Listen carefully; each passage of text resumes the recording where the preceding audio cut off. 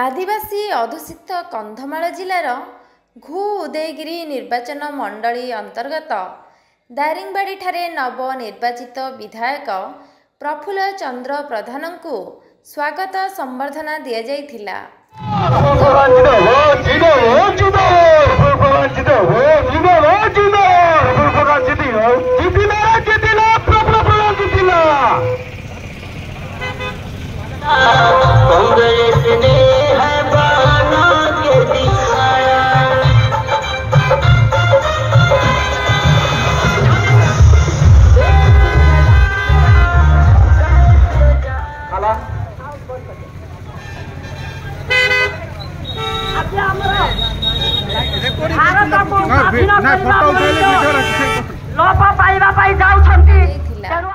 उक्त कार्यक्रम रे युव कांग्रेस सभापति चंदन कुमार पंडा समेत घु उदयगिरी निर्वाचन मंडलीर बहु वरिष्ठ कांग्रेस कर्मकर्ता जोग देइथिले।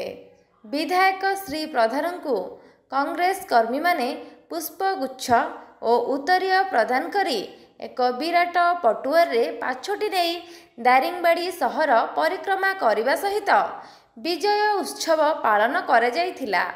परिक्रमा सारिबा परे एक बैठकर आयोजन करा जाइथिला। उक्त बैठक रे उपस्थित कांग्रेस कर्मी मानकु विधायक श्री प्रधान उद्बोधन देइथिले। सौदामिनी साहूଙ୍କ रिपोर्ट पर्यवेक्षक ओडिशा।